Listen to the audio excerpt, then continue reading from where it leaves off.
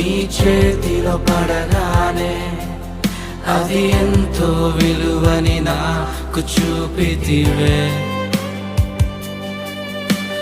జీవమే లేని నాలోని జీవమును నింపుటకు నీ జీవితాన్నే తారబోసితివే.